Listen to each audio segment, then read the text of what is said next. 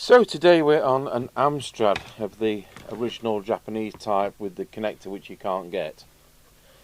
The customers said we're going to have to change the connector or wire something straight in. Well, we'll change the connector, but just for the testing point we do have one. That's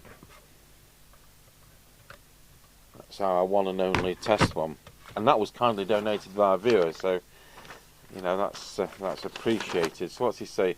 Early Japanese microphone. So yeah, the first production came up with these Action Man mics, and we will be testing it. But these are something to say, well, I've got the original mic, but you actually use something different. These were withdrawn because they're so problematic, but it's nice to have one to look at, and it'd be nice if it works as well. So he reckons it's 4 watts output, but our test set's going to be quite tight because it doesn't read interference out of band. Noisy controls, no power lead. Job, he says, would you do a service and tune up if I can have a slight boost on dB? Well, yes, within the limits. We'll see what it is, because some of these come out ridiculously high. New power lead of non-original type or fixed straight in, and a new mic even if the original's working. So that's fair enough. I think we've got one mic left. Don't know what we're going to do then. I'm not buying them when they haven't got screen leads. Amstrad.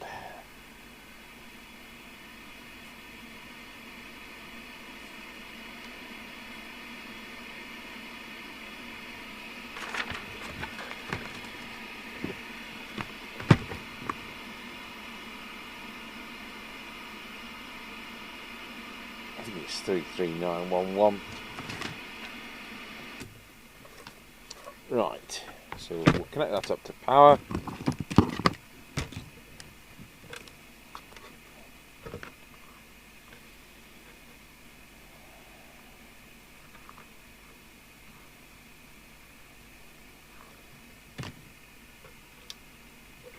Which will switch on. 13.8 volts. Connect it to the test gear. We'll use our standard replacement mic.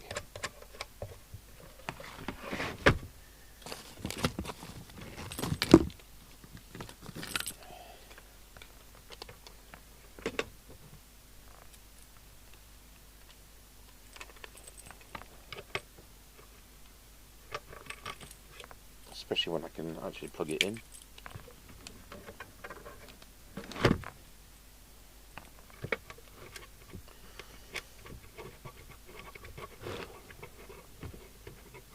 Okay, so we'll go to channel 20.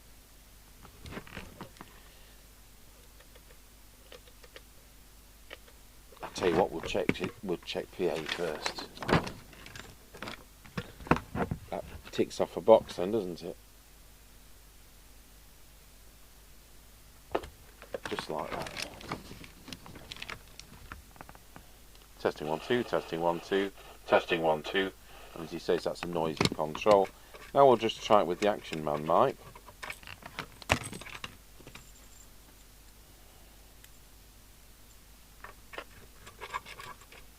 Testing 1 2, testing 1 2, testing 1 2, testing 1 2. Wow, it's a bit quiet, but it works. So back to that.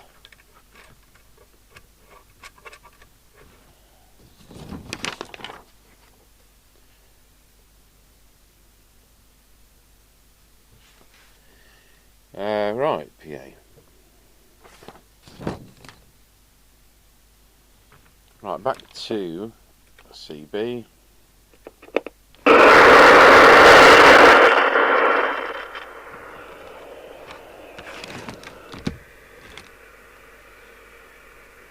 Picture in picture on. Let's look at transmit. We're on channel 20 and it's doing 3.3 watts.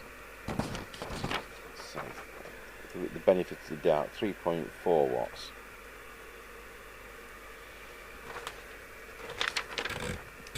Will we be changing the ballast resistor or not? What we got on channel 1, we've got 3.4 watts. What we've got on channel 40, we've got 3.1 watt. On low power, if we go back to channel 20,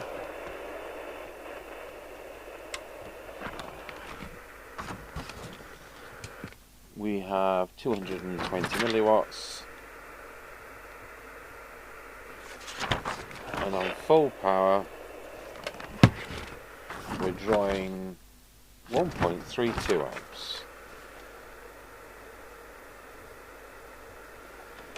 Deviation on this test set will be pretty meaningless, while it says 2.2, which is where it should be, but it might be lying. We'll be doing the VCO, and the frequency test gear's been on about 20 minutes, so we'll kind of take this with a pinch of salt. 27,79080 isn't good enough. Got to be over 100 for me to really let it go. I hope we don't have a deaf crystal or a broken coil.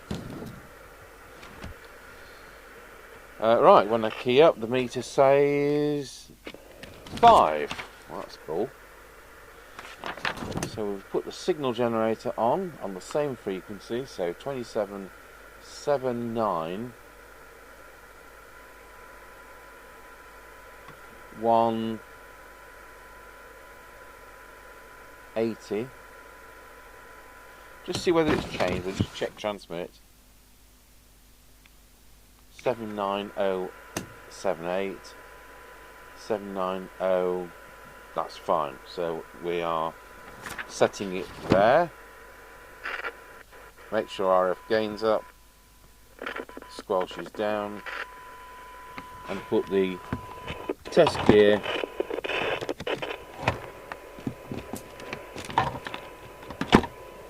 there somewhere. And I've dropped something on the floor.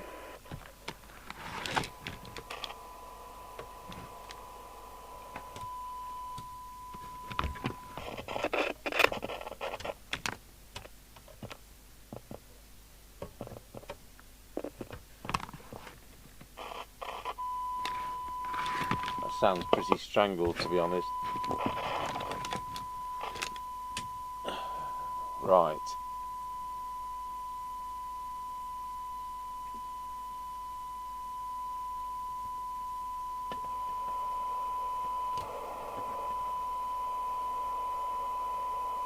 In fact, I think he said no, he hadn't got receive.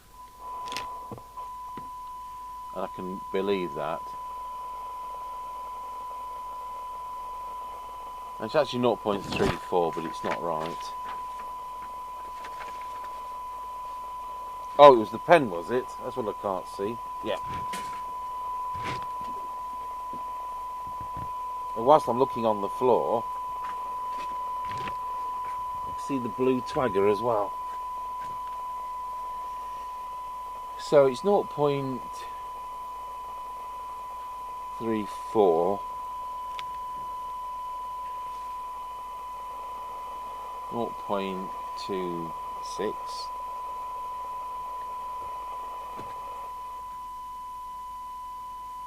and 0.75 RX sounds strangled. Squelch, never good on this chassis, and the more fake they get, the worse they are, but even the early one, at least 100 microvolts, exactly right. Even the early one can not perform as you expect.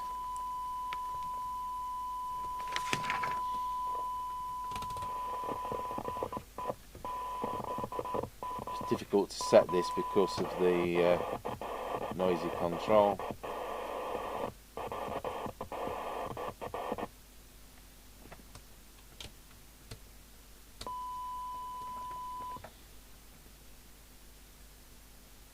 So we've got poor sensitivity at 4.6 microvolts. Again, that leads me to the IF being not right. And here we are with the S meter, which says 9 on 9. So 100 microvolts equals 9. It does. Doesn't have one of those.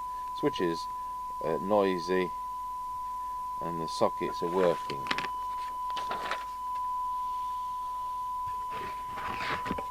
I already took the screws out.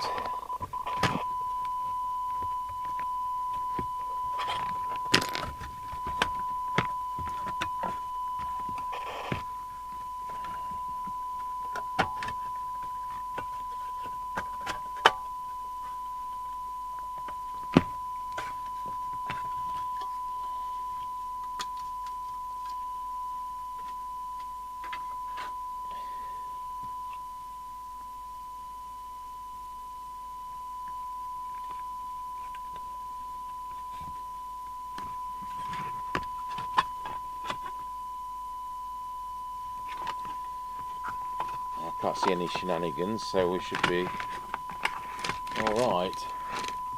So we better get the bit of the service manual out that we need to do the VCO, and select, simply remember it's channel 1 on these sets.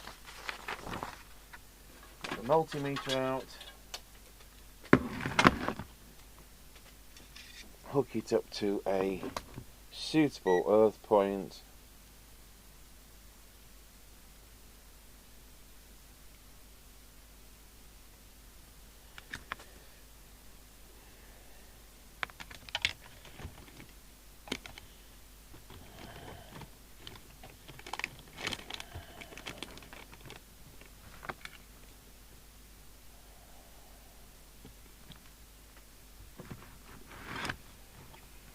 and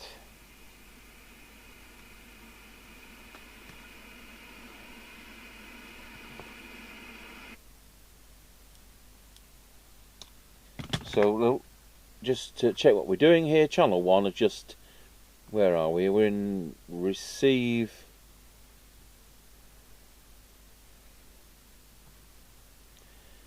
So channel 1, we should have got 2 volts. We've got 2.5. So we'll give that a little twag.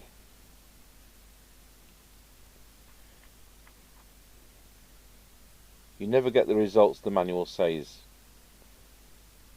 The low end seems to be quite correct. We'll leave it at that, 2.0. Then we need to go into transmit, and we should also have 2 volts.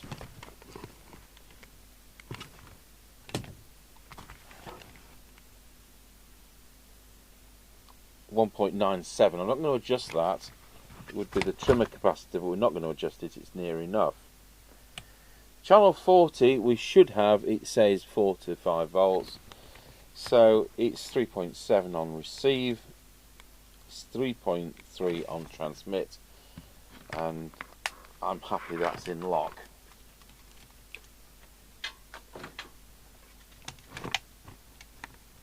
These can be so far out they end up with minus figures. This is pretty spot on.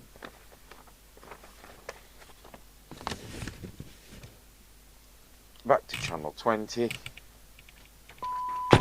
See whether we can get a little bit more power. So it was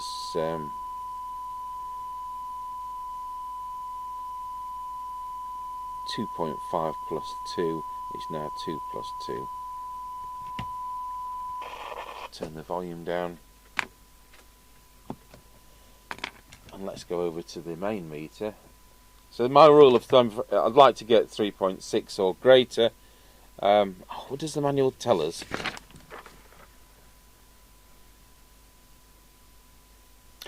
Yeah, 3.7 is what they want. And they want it to be less than 1.6 amps. So if we can't achieve 3.7, we change the ballast resistor. These are a 3 watt resistor, and so getting 4 watts out of it is quite interesting.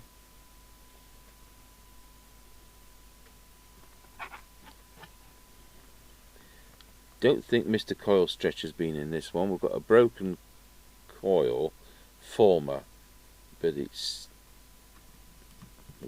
looks pretty genuine set.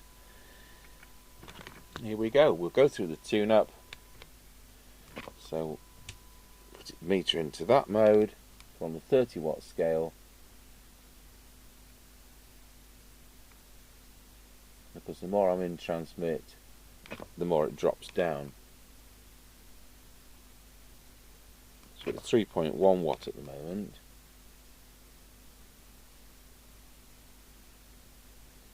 Yeah, that one was out. I've not put the soldering iron on, how daft. We have got a PT14. Still haven't had anyone send me a circuit for that Deterioated Mark V, that green radio. I'm struggling to progress with that without a better circuit diagram.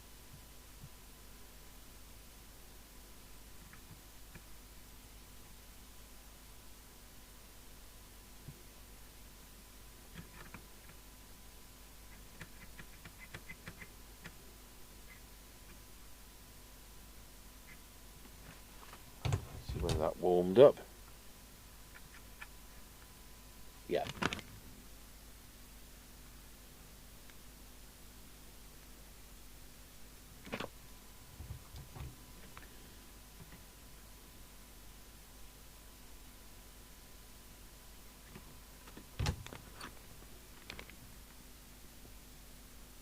Not warm enough.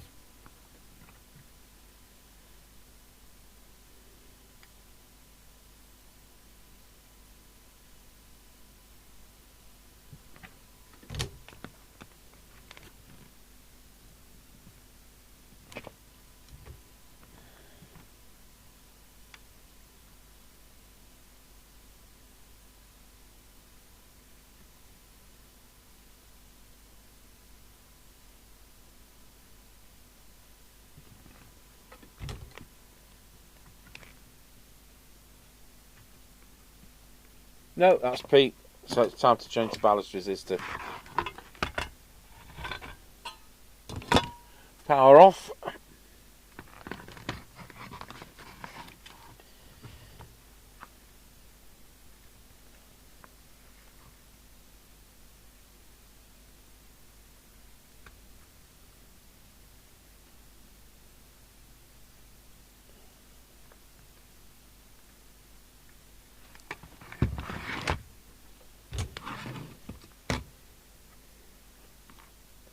So these are 3.3 ohms at 3 watts, and we'll swap it for probably 3 ohms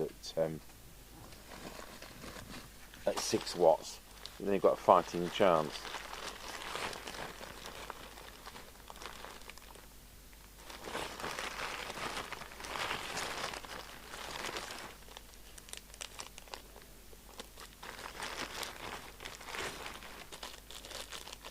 Aha.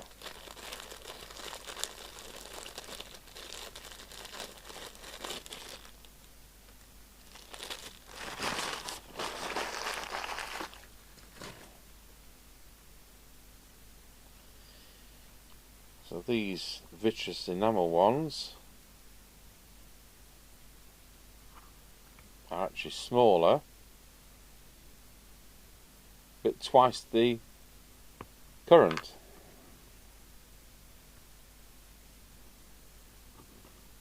And also not cheap, which is probably why they didn't fit them in the first place. They could be a made in Britain part, these, which is pretty unusual these days.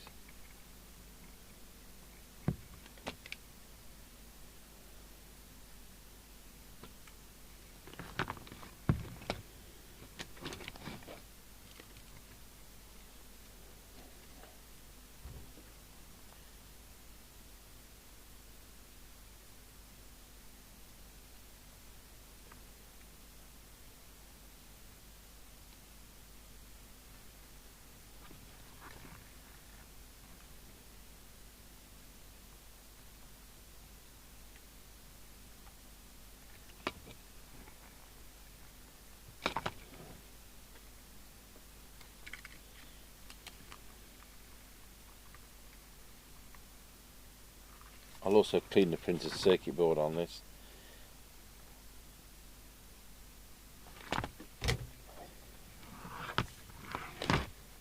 Right, I'll put the power back on.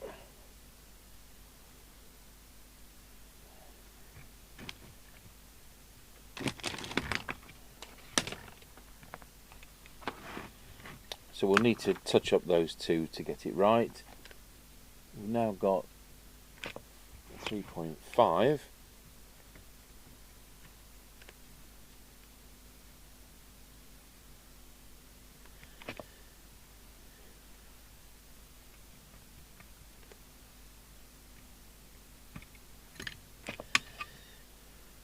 Make sure these coils are in the right position. That's 3.6.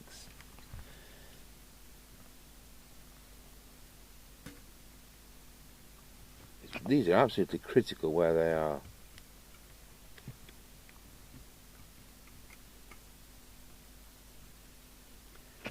We've got 3.9 on channel 20, 3.8 on channel 40, 3.95 on 1.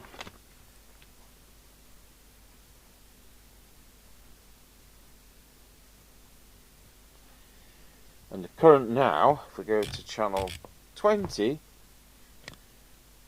and actually find what mic's plugged into it, it's 1.366. 1.366. So we're at 1.32 before, so for 40 milliamps more, we're getting another half watt.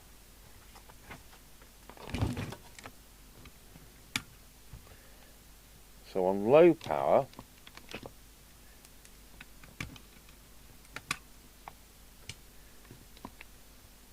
we've actually got 330 milliwatts. That's worked out well. It's a bit nearer the 400 milliwatts it's supposed to be. Right, put it back into high power, which is that one, and let's see what, when we key up, we want it to read 4 on the thingy. Of course it reads far too many, so we'll adjust the preset.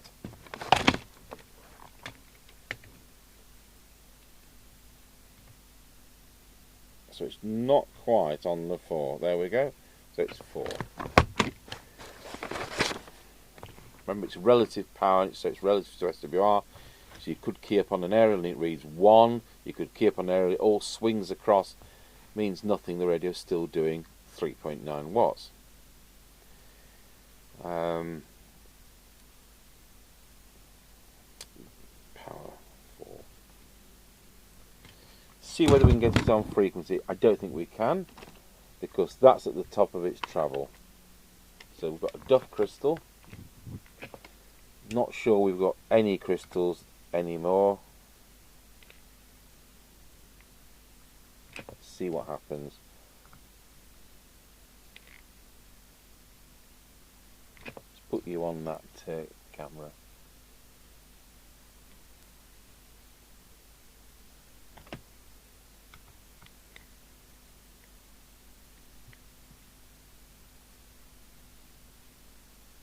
It's not high enough, is it?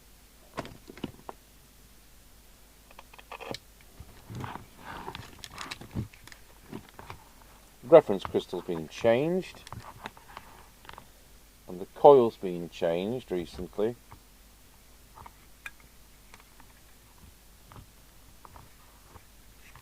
What happens is people twag these beyond where they can go and it breaks. So this is probably a better crystal than what was in before, but it's not near enough really.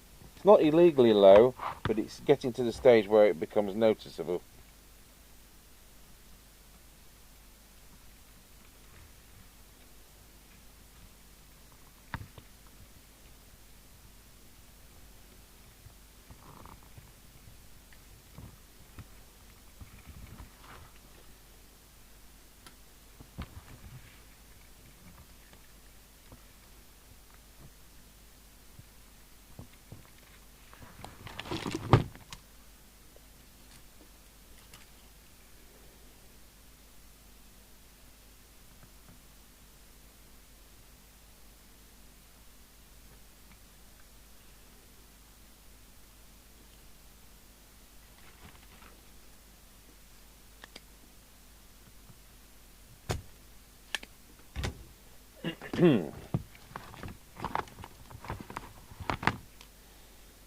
Right, let's see what crystals we've got.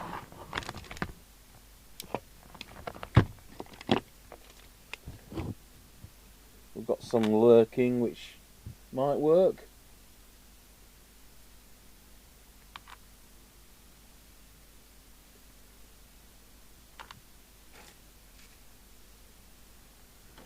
Let's put another one at the back. Let's come out of a Maxcom or something using a Maxcom chassis.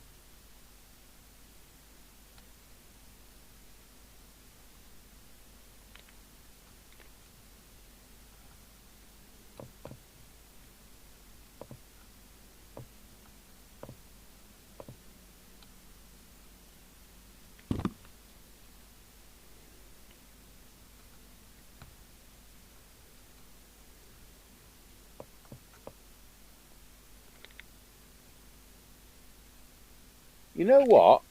That one's all right. Right, we'll put the insulator on this one.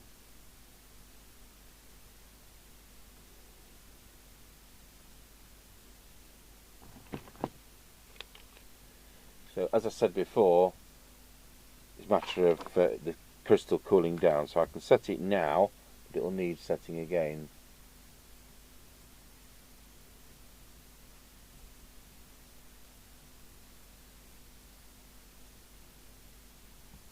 I'm going to have to turn the power down on this. It's now doing 4.4 watts. There we go. Because it's cooled down.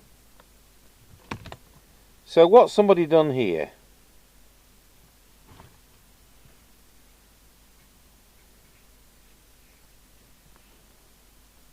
think they've had one of those K40 mics. So we'll remove that.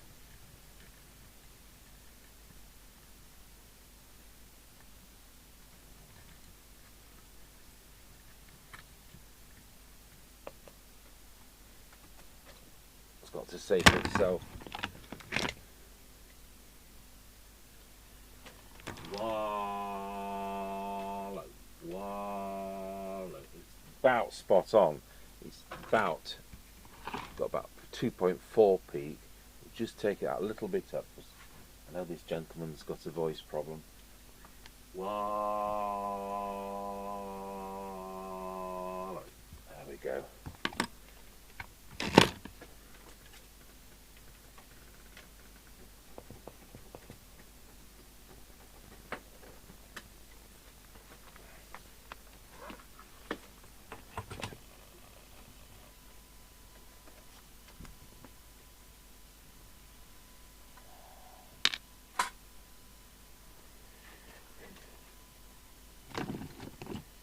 No, I don't know where the pen's gone, so we're going to have to probably go and do something else and get another pen.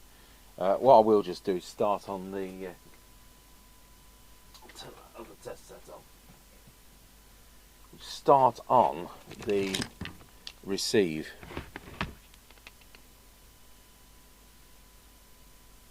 So it sounds awful.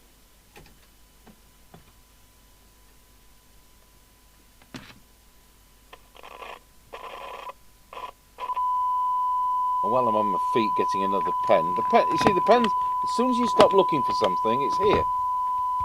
Turn the volume back down. So it was actually 2.1 to 2.4.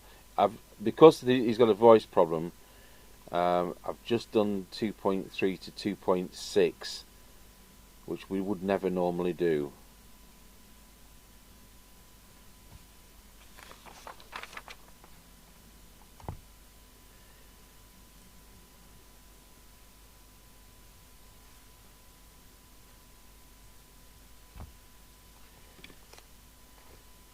Right, signal generator now needs to be on the correct frequency because the radio is now on the correct frequency.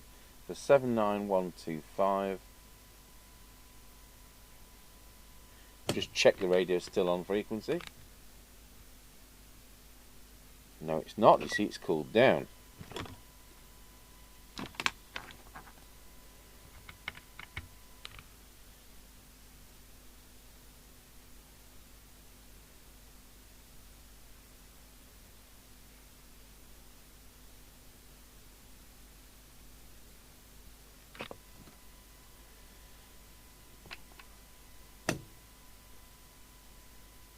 Good. Right, we'll now go to the oscilloscope and see whether our problem is the detector.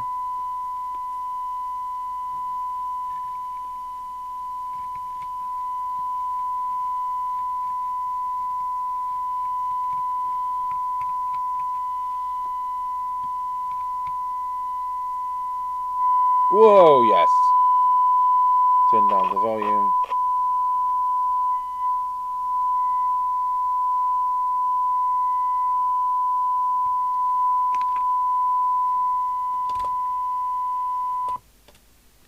Right.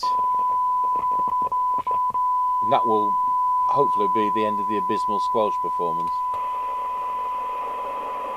So we'll go through the front end now.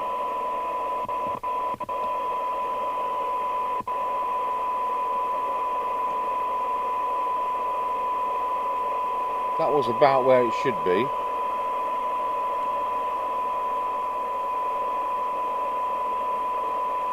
Bit of an improvement on that one. That was where it should be. Let's look at these IFs.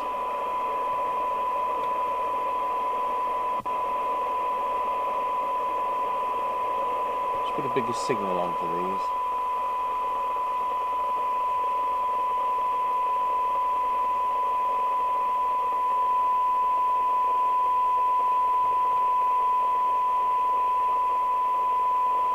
Wow, that was out.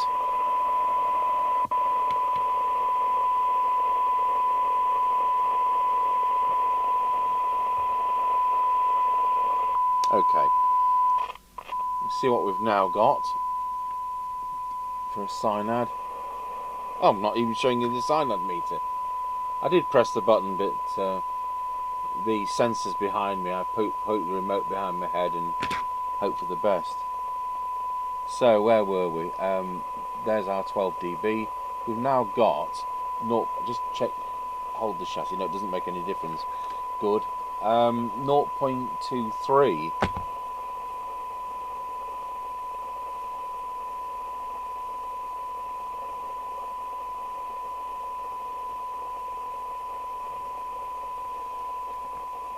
So although it doesn't look much better on paper, it was garbled before. 0.52. Let's look at squelch.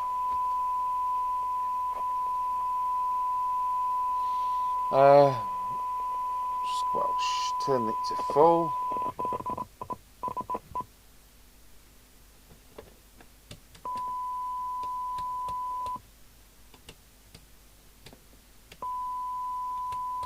Still coming in at 100 microvolts, which is great. So let's see if we can set threshold.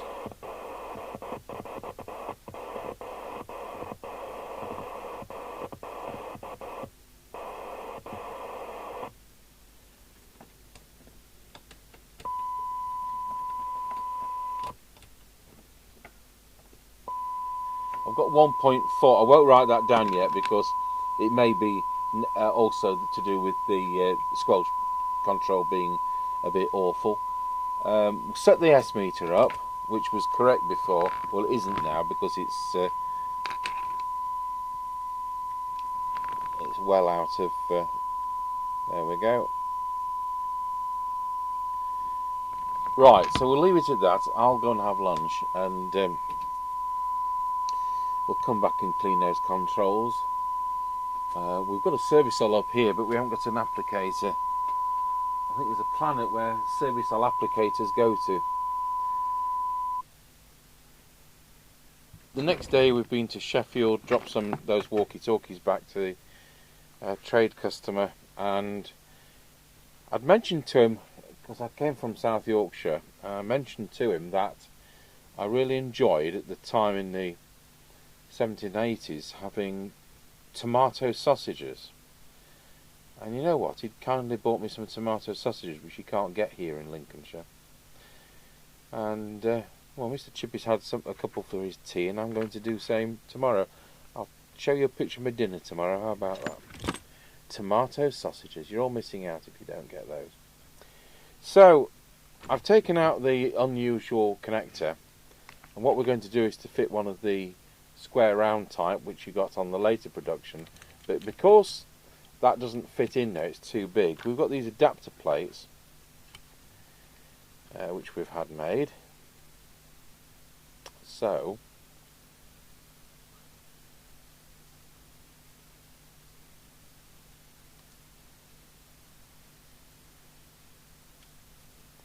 that will screw onto there, and it'll then be a nice neat job. So I'm just going to have to line that up. I'll make sure we get the positive and negative the same way as it shows.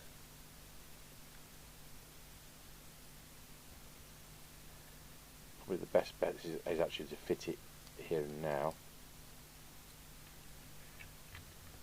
like that, and then we'll run through it with a drill bit.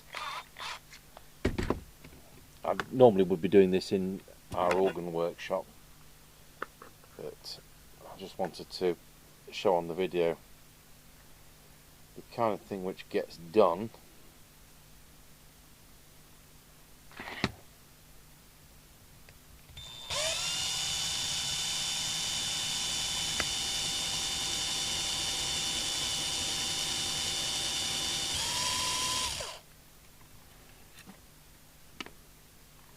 We're going to nut and bolt these, so I'll just do these.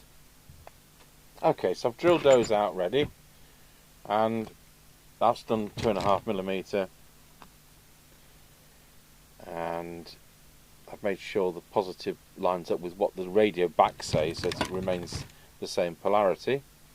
So what I'm now going to do, what we've taken out, wherever I've put it, is this.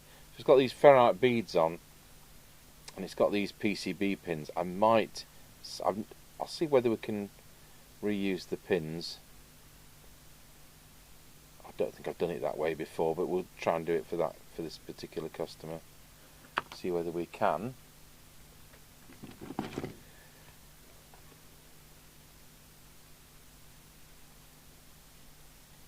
Clean those up. Let's get these ferrite beads off. To stop interference coming up and down the power lead. So Mr. Chippy makes these, and we put them on eBay. I'm going to just bear a bit more wire off because of the ferrites.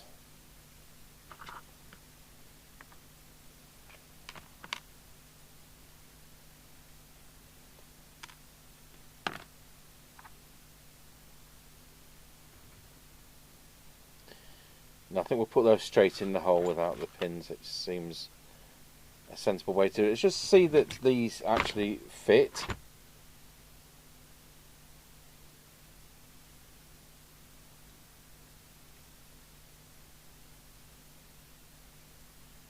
Right, we'll do these one at a time.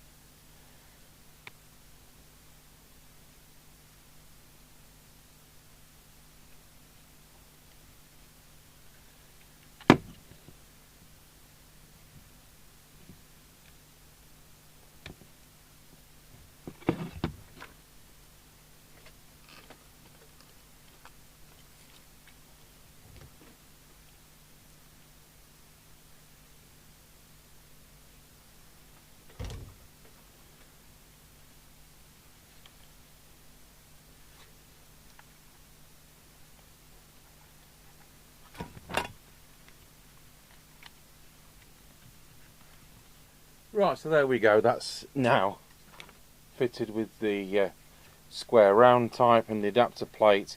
I will be putting some hot glue gun in, because obviously that 3D printed plastic adapter plate is going to be potentially weak, and so I think it's best to give that some stability.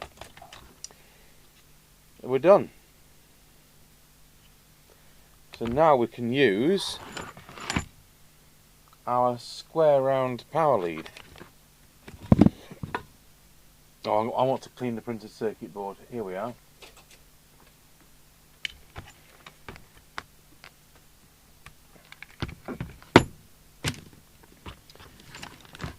So Mr. Chippy makes both those sides, and we have those on eBay.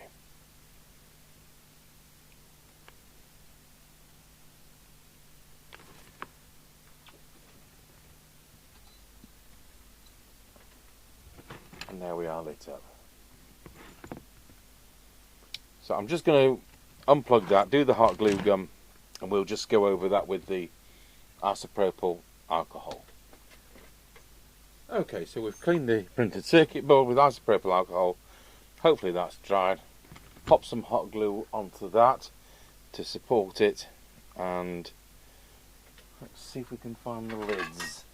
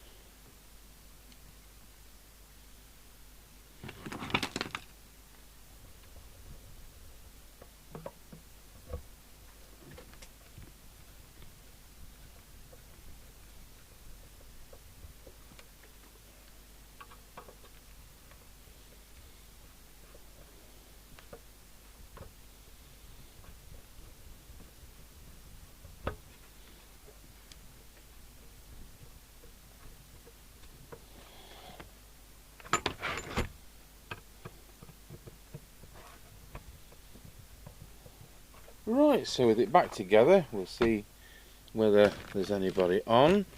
It's now about 18:30 in the evening.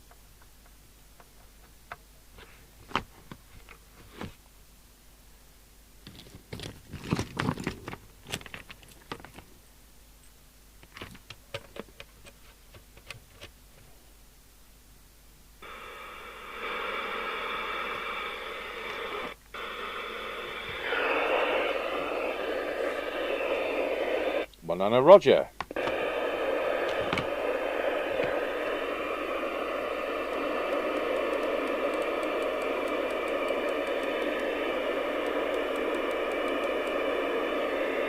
Might help I put the RF gain up.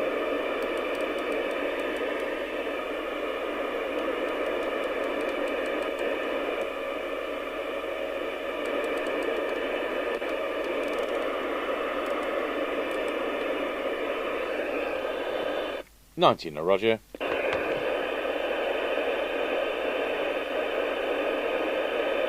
What if Mr. Chippy will hear us over the tannoy system? Do you remember I've got a Fidelity 3000 in the airing cupboard connected to our tannoy system? Tango 21, Mr. Chippy, can you call me back on this channel please, 31?